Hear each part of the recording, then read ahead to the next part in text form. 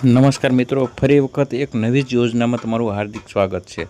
તો આજે આપણે વાત કરીશું માનવ કલ્યાણ યોજના 2025। તો એના ફોર્મ છે એ ક્યારે ભરાશે, કોણ ફોર્મ ભરી શકે, ફોર્મ ક્યાં ભરવા જવું, કયા ડોક્યુમેન્ટની જરૂર પડે, તો બધી જ માહિતી છે એ તમને આ વિડીયોની અંદર છે એ આપવામાં આવશે।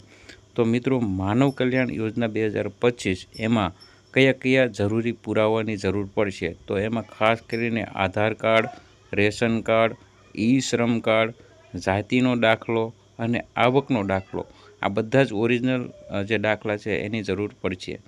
યોજનામાં મળતી વસ્તુઓ એમાં સેન્ટિંગ કામ છે, વાહન સર્વિસ અને રિપેરિંગ, ભરતકામ, plumber, beauty parlour, electrician, appliance, દૂધ દહીં વેચનાર, પાપડ બનાવનાર, અથાણા બનાવનાર, પંચર કીટ।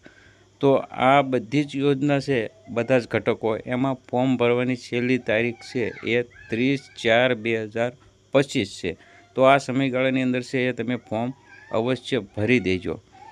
તો મિત્રો, વાત કરીએ આ યોજના વિશે, તો યોજનાનું નામ છે માનવ કલ્યાણ યોજના, અને યોજનાની પાત્રતા છે આની અંદર કોણ ફોર્મ ભરી શકે, તો એમાં ઉંમર છે 18 વર્ષથી 60 વર્ષ, અને ગ્રામ્ય વિસ્તારના લાભાર્થીઓ માટે જિલ્લા ગ્રામ વિકાસ વિભાગની ગરીબી રેખાની યાદીમાં સમાવેશ થયેલ હોવો જરૂરી છે। એમાં 0થી 16નો સ્કોર ધરાવતા હોય તો એમાં આવકનો દાખલો રજૂ કરવાનો રહેતો નથી, અથવા અરજદારના કુટુંબની વાર્ષિક આવક 6 લાખ સુધીની હોવી જોઈએ તે અંગેનો તાલુકા મામલતદાર અથવા તો નગરપાલિકા ચીફ ઓફિસર અથવા મહાનગરોમાં મહાનગરપાલિકાના અધિકૃત અધિકારીનો આવકનો દાખલો રજૂ કરવાનો રહેશે। તો વાત કરીએ માનવ કલ્યાણ યોજનાના અરજદાર માટે કેટલીક માહિતી છે, તો એમાં આપ અરજી ઈ કુટીર પોર્ટલ પર ઓનલાઈન જ કરવાની રહેશે। આપશ્રીની તારીખ 1/7/2024ના ઠરાવ અન્વયે ટ્રેડમાં અરજી કરી શકો છો। આપના ગામના વીસી દ્વારા આપને અરજી ઓનલાઈન વિનામૂલ્યે ભરી આપવામાં આવશે। આપે ઓનલાઈન અરજી કરતી વખતે જે જરૂરી ડોક્યુમેન્ટ ઓનલાઈન જ અપલોડ કરવાના રહેશે। આપે અરજી કરતી વખતે ઈ શ્રમ કાર્ડ નંબર અથવા તો ડોક્યુમેન્ટ અપલોડ કરવાનું રહેશે। જો ઈ શ્રમ કાર્ડ ના હોય તો ઓનલાઈન ફોર્મમાં આપેલ લિંક ઓપન કરી ઈ શ્રમ કાર્ડ મેળવી તેની વિગત અપલોડ કરવી। આપે પોર્ટલ પર જાતિ પસંદ કરવાની રહેશે અને તેનું પ્રમાણપત્ર છે એ પણ અપલોડ કરવાનું રહેશે। વધુમાં અનુસૂચિત જાતિ પૈકી અતિ પછાત વર્ગની 12 જાતિઓ માટે તેમજ સામાજિક અને શૈક્ષણિક પછાત વર્ગ પૈકી અતિ પછાત તેમજ વિસરાતી અને વિમુક્ત જાતિઓ માટે કોઈ આવક મર્યાદા લાગુ પડશે નહીં, તેમજ આ જાતિ ધરાવતા અરજદારોએ માત્ર જાતિ પ્રમાણપત્ર અપલોડ કરવાનું રહેશે અને તેઓએ આવકનો દાખલો રજૂ કરવાનો રહેશે।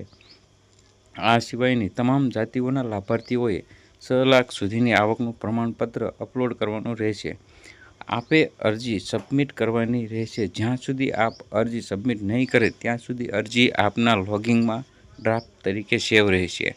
આપની અરજી GUK કક્ષાએ નામાંકન કરેલ હોય તેવા સંજોગોમાં આપે નવીન અરજી ફરીથી કરવાની રહેશે।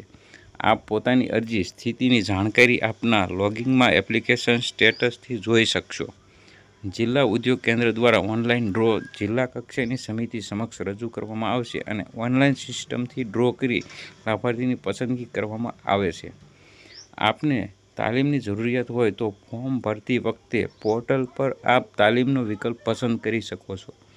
આપની અરજી ટૂલ કિટ માટે મંજૂર થયેતી કિંમત સાથેનું ઈ વાઉચર જનરેટ થશે અને તેની આપે અરજી સમયે આપેલ મોબાઈલ નંબર પર SMS દ્વારા જાણ કરવામાં આવશે। જે ઈ વાઉચર આપના લોગિંગમાંથી ડાઉનલોડ કરી શકશો। આપનું ઈ વાઉચર આપે સાચવીને રાખવાનું રહેશે। આપે ઈ વાઉચર તથા OTP માન્ય ડીલરને જ આપવાનું રહેશે। અન્ય કોઈ ડીલર કે વેપારી કે અન્યને આપવું કે શેર કરવાનું રહેશે નહીં। આપનું ઈ વાઉચર જનરેટ થયેથી ઈ કુટીર પોર્ટલ પર ટૂલ કિટની મહત્તમ કિંમત તેમજ સમાવિષ્ટ સાધનો અને ગ્રીમકો કચેરીએ માન્ય કરેલ ડીલર્સની યાદી પોર્ટલ પરથી મેળવી શકશો। આપ માન્ય ડીલરમાંથી ગુજરાત રાજ્યના કોઈપણ ડીલર પાસેથી ઈ વાઉચર કોડ રીડમ કરી તથા OTP દ્વારા આપની પસંદગી મુજબ ટૂલ કિટના સાધનનું મહત્તમ કિંમતની મર્યાદામાંથી ખરીદી શકશો। જો આપની મંજૂરી થયેલ ટૂલ કિટની મહત્તમ કિંમત કરતાં વધુ કિંમતના સાધનો ખરીદવા જરૂરી લાગે તો તેવા કિસ્સામાં મહત્તમ નિયત કિંમત કરતાં વધારાની રકમ આપે ચૂકવવાની રહેશે.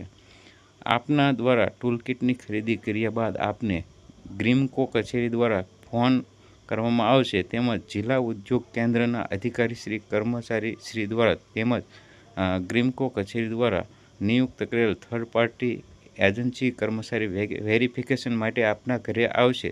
તેઓને જરૂરી માહિતી આપવાની રહેશે. જો વેરિફિકેશન સમયે સાધન જોવા નહીં મળે કે આપ તેનો ઉપયોગ નહીં કરતા હોય તો સાધન અથવા તો સાધનની કિંમત આપની પાસેથી પરત લેવામાં આવશે.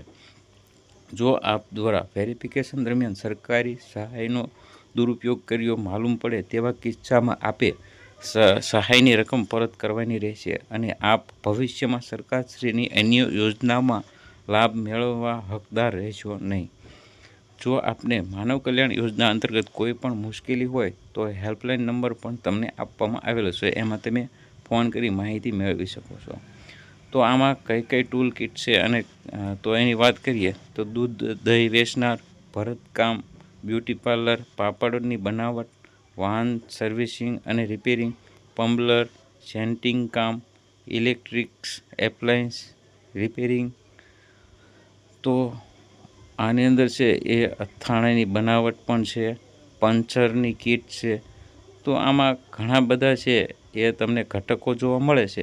એ ઘટકોમાંથી તમને જે પણ ઘટકમાં ફોર્મ ભરવું હોય તો એમાં તમે આમાં ભરી શકો છો. તો મિત્રો આવા જ વિડીયો અને અવનવી અપડેટ માટે અમારી ચેનલ છે ખેડૂત સાહેબ, એને તમે લાઇક, શેર અને સબસ્ક્રાઈબ કરવાનું